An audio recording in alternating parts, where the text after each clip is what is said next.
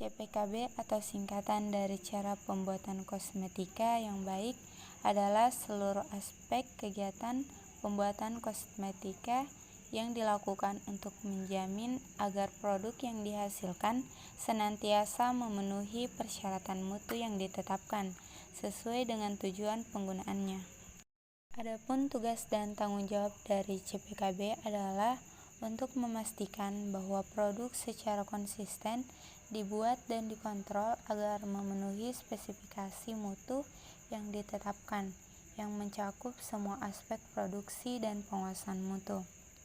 Peran dalam CPKB adalah semua personil, baik yang berada di bagian produksi maupun yang berada di bagian pengawasan mutu. Dan di dalam struktur organisasi perusahaan, bagian produksi dan pengawasan mutu dipimpin oleh orang yang berbeda dan tidak bertanggung jawab satu sama lain.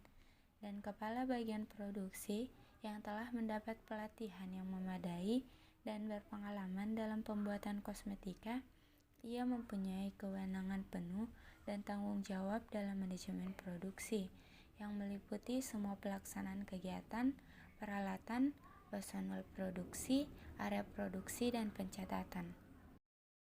Peralatan untuk membuat kosmetik hendaklah memiliki desain konstruksi yang tepat, ukuran yang memadai, serta ditempatkan dan dikualifikasi dengan tepat, agar mutu obat terjamin sesuai dari batch ke batch dan untuk memudahkan pembersihan serta pengawasan.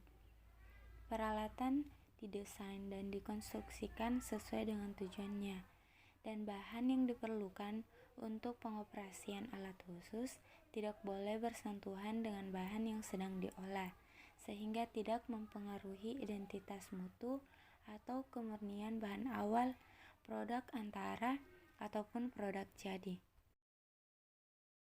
Pemasangan dan penempatan peralatan hendaklah ditempatkan sedemikian rupa untuk memperkecil kemungkinan terjadinya pencemaran silang antara bahan di area yang sama dan agar menghindari resiko kekeliruan atau pencemaran peralatan satu sama lain hendaklah ditempatkan pada jarak yang cukup untuk menghindari kesesakan serta memastikan tidak terjadi kekeliruan dan campur baur produk.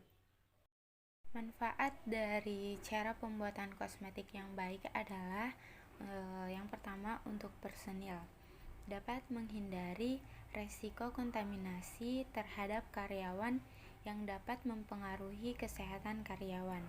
Yang kedua yaitu untuk produk. Yang pertama untuk mencegah kontaminasi atas produk serta mempertahankan standar yang tinggi terhadap kualitas produk. Yang ketiga untuk perusahaan, untuk menghemat biaya dan juga mengurangi atau meminimalis keluhan konsumen. Adapun komponen dari cara pembuatan kosmetika yang baik yaitu yang pertama sistem manajemen mutu diterapkan sehingga kebijakan yang ditetapkan dan tujuan yang diinginkan dapat dicapai. Sistem menetapkan struktur organisasi, tugas dan fungsi, tanggung jawab, prosedur, instruksi, proses dan sumber daya untuk menerapkan manajemen mutu. Sistem mutu dibentuk dan disesuaikan dengan kegiatan perusahaan, karakteristik produk, dan diperhatikan unsur terkait yang ditetapkan dalam pedoman ini. Pelaksanaan sistem mutu harus menjamin apabila diperlukan dilakukan pengambilan sampel dan pengujian bahan awal, produk antara, dan produk jadi untuk menentukan status lulus atau ditolak berdasarkan hasil pemeriksaan atau pengujian yang dilakukan. Yang kedua yaitu ketentuan umum. Adapun yang termasuk dalam ketentuan umum yang pertama yaitu bahan awal, bahan baku dan bahan pengemas yang digunakan dalam pembuatan suatu produk. Yang kedua bahan baku, di mana bahan baku yang dimaksud adalah bahan yang ada dalam formula produk kosmetika. Yang ketiga bahan pengemas, yaitu bahan yang digunakan untuk mengemas produk ruahan menjadi produk jadi. Yang keempat batch, yaitu sejumlah produk kosmetika yang diproduksi dalam satu siklus pembuatan yang mempunyai sifat dan mutu yang seragam. Kelima, dokumentasi. Keenam, kalibrasi. 7, karantina. 8, nomor batch. 9, diluluskan. Pembuatan, pengawasan selama proses, pengawasan mutu, pengawasan, pengolahan, dan juga produk kembalian. Yang ketiga, personalia. Tersedia personil dalam jumlah yang cukup dan mempunyai pengetahuan, pengalaman, keterampilan, dan kemampuan yang sesuai dengan tugas dan fungsinya.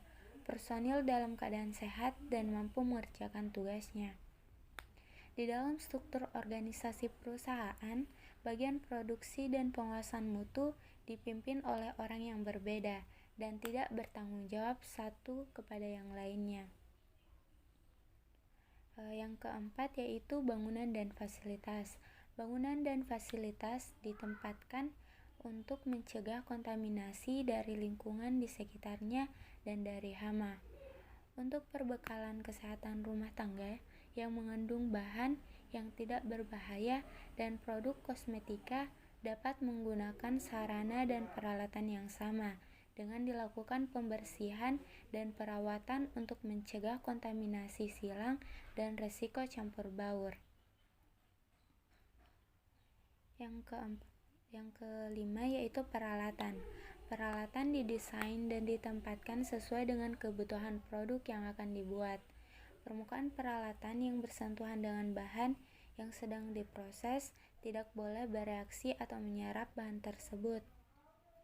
Dan juga peralatan tidak boleh menimbulkan efek yang merugikan terhadap produk yang diproses. Hal tersebut dapat disebabkan oleh kebocoran katup, tetesan pelumas, modifikasi atau adaptasi yang tidak tepat. Peralatan juga yang digunakan harus mudah dibersihkan, dan peralatan digunakan untuk bahan yang mudah terbakar harus tahan terhadap ledakan. Yang keenam, sanitasi dan higiene. Sanitasi dan higiene dilaksanakan untuk menghindari terjadi kontaminasi dalam pembuatan produk. Sanitasi dan higiene mencakup personil bangunan dan fasilitas, peralatan atau perlengkapan, dan bahan awal, serta produk termasuk wadahnya. Yang termasuk sanitasi dan higiene yang pertama yaitu personalia. Personil dalam keadaan sehat untuk melaksanakan tugas yang diberikan kepadanya. Pemeriksaan kesehatan secara teratur dilakukan terhadap semua personil yang terlibat dalam proses pembuatan produk, dan juga semua personil menetapkan pola bersih atau higiene perorangan. Yang kedua yaitu bangunan. Tersedia wastafel serta toilet dengan ventilasi yang baik dan terpisah dari area produksi. Yang ketiga, peralatan dan perlengkapan. Peralatan dan perlengkapan dijaga dalam keadaan bersih. Pembersihan dengan cara basah atau vakum lebih dianjurkan. Jika mungkin dihindari penggunaan udara bertekanan serta sikat, namun tidak tetap digunakan harus dengan hati-hati karena dapat meningkatkan resiko terjadinya kontaminasi produk. Yang ketujuh, produksi. Yang termasuk dalam produksi yang pertama yaitu bahan awal, sistem penomoran batch, penimbangan pengukuran, produsen dan pengolahan, produk kering, produk basah, serta pelabelan dan pengemasan. Selanjutnya yaitu pengawasan mutu. Pengawasan mutu merupakan bagian penting dari CPKB karena memberi jaminan konsistensi mutu produk kosmetika yang dihasilkan. Sistem pengawasan mutu untuk menjamin bahwa produk dibuat dari bahan yang benar, bermutu, dan jumlah yang sesuai, serta kondisi pembuatan yang tepat sesuai prosedur yang tepat. Pengawasan mutu meliputi pengambilan sampel, pemeriksaan dan pengujian terhadap bahan awal, produk dalam proses, produk antara, produk ruahan, dan produk jadi. Jika diperlukan, pengawasan mutu juga meliputi program pemantauan lingkungan, pengkajian batch dokumen, program sampel tertinggal, pengujian stabilitas, dan dan pemeliharaan data spesifikasi bahan awal dan produk jadi. Selanjutnya yaitu dokumentasi. Sistem dokumentasi meliputi riwayat setiap batch mulai dari bahan awal sampai produk jadi. Sistem ini merekam aktivitas yang dilakukan, meliputi pemeliharaan peralatan, penyimpanan, pengawasan mutu, distribusi, dan hal-hal spesifik lain yang terkait dengan CPKB. Selanjutnya yaitu audit internal. Audit internal terdiri dari kegiatan penilaian dan pengujian seluruh atau sebagian dari sistem mutu dengan tujuan untuk meningkatkan sistem mutu. Yang ke-11 yaitu penyimpanan. Area penyimpanan memiliki kapasitas yang cukup sehingga memungkinkan penyimpanan berbagai jenis bahan dan produk secara teratur, meliputi penyimpanan untuk bahan awal, produk antara, produk ruahan, dan produk jadi, produk yang dikarantina, dan produk yang lulus uji, ditolak, dikembalikan, atau ditarik dari peredaran. Selanjutnya yaitu kontrak produksi dan pengujian. Pelaksanaan kontrak produksi dan pengujian secara jelas ditetapkan, disepakati, dan diawasi agar tidak terjadi kesalahpahaman. Selanjutnya yaitu penanganan keluhan dan penarikan produk. Penanganan keluhan ditentukan personil yang bertanggung jawab untuk menangani keluhan dan yang dapat memberikan keputusan. Bila personil yang ditunjuk bukan merupakan personil yang diberi kewenangan untuk menangani hal tersebut, maka personil tersebut diberi arahan untuk waspada terhadap kasus-kasus keluhan.